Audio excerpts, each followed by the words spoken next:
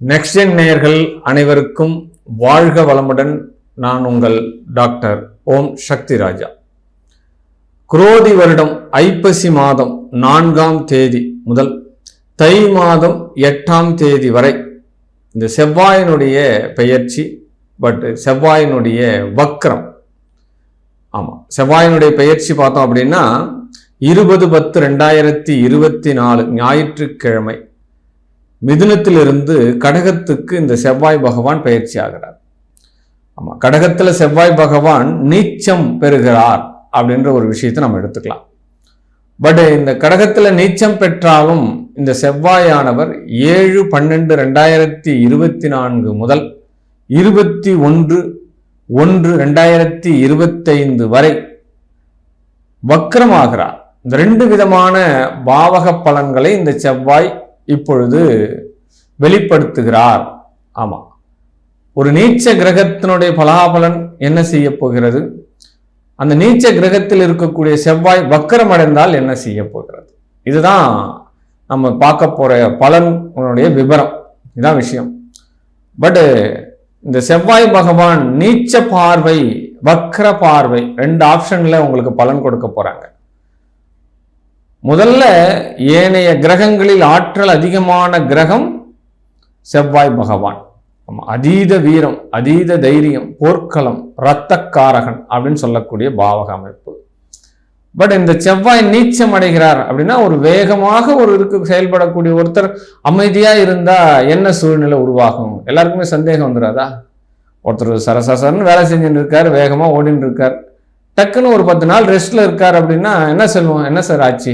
உடம்பு ஏதாவது ப்ராப்ளமா, இல்லை வேற ஏதாவது மனசு ப்ராப்ளமா, இல்லை நம்ம கேட்போம் இல்லையா? அந்த மாதிரி அதிவேகமான ஒரு கிரகம் இந்த செவ்வாய். அவரு ஏதோ ஒரு வேகத்தடை கொஞ்சம் வருது, கொஞ்சம் ஸ்லோ பண்றாங்க. பட் என்ன மாதிரியான பலன்கள் 12 ராசிக்கு நடக்க போகிறது அப்படின்ற ஒரு விஷயத்தை தாண்டி எந்த காரியங்களில் இந்த 12 ராசியினர் பாதுகாப்பாக இருக்கணும், எதனாலலாம் பிரச்சனை வரப்போகுது, பட் இந்த பிரச்சனையை பாதுகாத்துக்கிறதுக்கு உண்டான சூழல் உங்க ஜாதகத்துல இருக்கா, பட் உங்களுக்கு நடக்கக்கூடிய தசா புத்திகள் என்ன, அந்தர சூட்சமங்கள் என்ன, பட் இப்ப செவ்வாய்க்கும் ஏற்கனவே ஜனனகால இருக்கக்கூடிய செவ்வாய்க்கும் 6, 8, 12 ஏதாவது தொடர்பு இருக்கா அப்படின்ற ஒரு விவரத்தெல்லாம் தெரிஞ்சாதான் உங்களுடைய முழு பலனை நீங்க அறிஞ்சிக்க முடியும். பட் இந்த செவ்வாயினுடைய பயிற்சி காலபுருஷ தத்துவப்படி நம்ம சொல்லக்கூடிய இந்த பலனாகப்பட்டது ஒரு 65% உங்களுடைய ஜாதகத்துக்கு வேலை செய்யும். பட் மீதி இருக்கிற விஷயங்கள் எல்லாமே உங்களுடைய சுய ஜாதகத்தை தெரிஞ்சு முழு பலனை நீங்க தெரிஞ்சுக்கணும் அப்படின்னு நீங்க நினைக்கிறீங்க அப்படின்னா கீழே கொடுக்கப்பட்டுள்ள என்னுடைய வாட்ஸ்அப் குழுக்கு தனிப்பட்ட முறையில் மெசேஜ் அனுப்பி கட்டணம் செலுத்தி உங்களுடைய ஆரோஸ்கோப் நீங்க பார்த்துக்கலாம். ஒரு தெளிவான நிலை உங்களுக்கு கிடைக்கும். பட் இந்த செவ்வாயினுடைய சேட்டைகள் அதை பற்றி தான் நம்ம பார்க்க போகிறோம். ஏற்கனவே செவ்வாயினாலே ரொம்ப ரொம்ப கொஞ்சம் பயம்தான். ஆனால் செவ்வாய் வலுத்திருக்கிறவங்க பெரிய பெரிய சாதனைகள் படைக்கிறாங்க, பல வரலாறுகளில் இடம் பிடிக்கிறாங்க, பட் வீரதீர விளையாட்டுகளில் ஜெயிக்கிறாங்க. இப்போ செவ்வாய் நீச்சம் அடைகிறதுனால வரக்கூடிய இந்த பலன்களை நம்ம இப்போ பார்க்கலாம். முயற்சிக்கு வித்தான மிதுன ராசி அன்பர்களே, உங்களுடைய ராசிக்கு லாபாதிபதி சஷ்டாதிபதி தான் செவ்வாய் பகவான். உங்க பாவகத்திற்கு 2ஆம் இடத்துல போயிட்டு இப்ப நீச்சம் பெறுகிறார் அப்படின்ற ஒரு விஷயத்தை எடுத்துக்கிறதா, நீச்சமாகி வக்ரம் பெறுகிறார். 2 ஆப்ஷன்ல நடத்துறது இந்த செவ்வாய் பகவான். பட் மிதுன ராசிக்கு இந்த செவ்வாய் என்னென்னலாம் கொடுக்க போறார், எந்தெந்த பாவகத்தெல்லாம் அவர் பிரச்சனை பண்ண போறார், எப்படி நாம சோதகமா தப்பிக்கணும் அப்படின்ற ஒரு வீடியோ கண்டென்ட் தான் இது.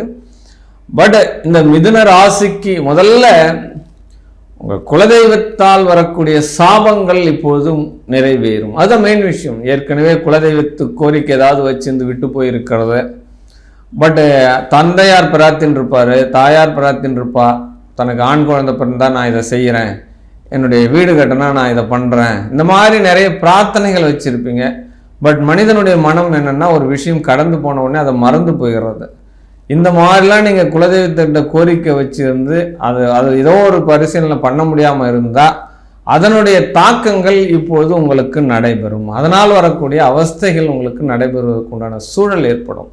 பட் இந்த அவஸ்தைகள் எப்படி வெளிப்படும் அப்படின்னா உங்களுடைய பிள்ளைகள் கூட நடவடிக்கை மூலமாக வெளிப்படும். ஆமாம், ஒரு மகனால் வந்து ஒரு மகன் வந்து நடந்து போகிறான், ஒரு சபையில் போகிறான் அப்படின்னா அவனுடைய பெயர் புகழ் எல்லாம் பெற்றவங்களுக்கு தான்.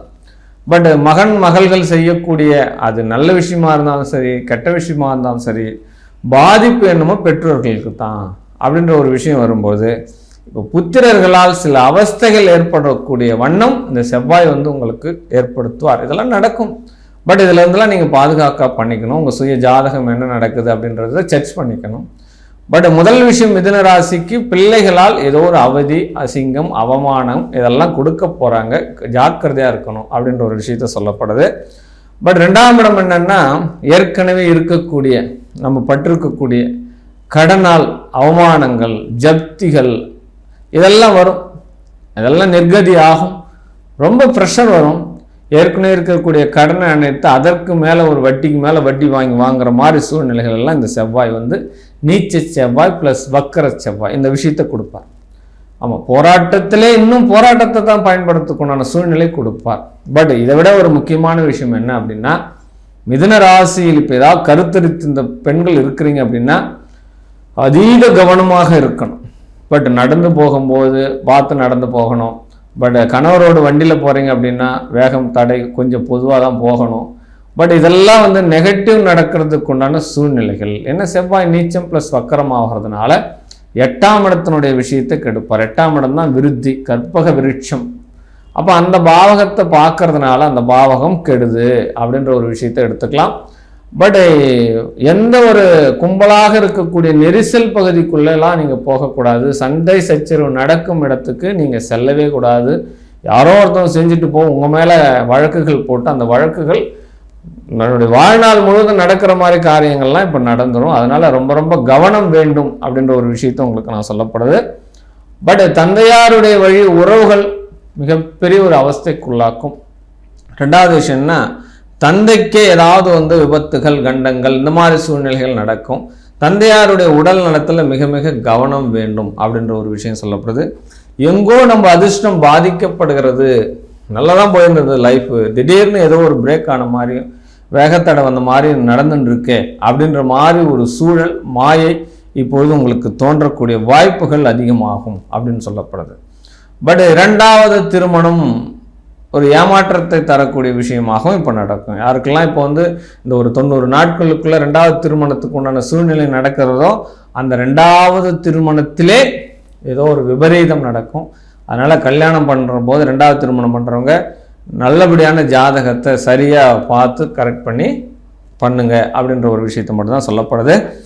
பட் இந்த மிதுன ராசிக்கு இந்த செவ்வாயினுடைய தாக்கம் குறையணும் அப்படின்னா கால பைரவரனுடைய வழிபாடு. இந்த கால பைரவர் ராகு காலத்தில் போய் நீங்கள் வழிபடுறீங்க, வீக்லியோ அப்போ டெய்லியோ உங்களுக்கு என்றைக்கு டைம் கிடைக்குதோ இதை பார்க்குறீங்க அப்படின்னா, இதை வணங்குறீங்க அப்படின்னா, கால பைரவர் வணங்குறீங்க அப்படின்னா இந்த செவ்வாயினுடைய தாக்கத்திலிருந்து வீரியத்தை குறைத்து கொள்ளலாம் அப்படின்ற ஒரு பரிகார விதிகளை நான் உங்களுக்கு சொல்லியிருக்கேன்.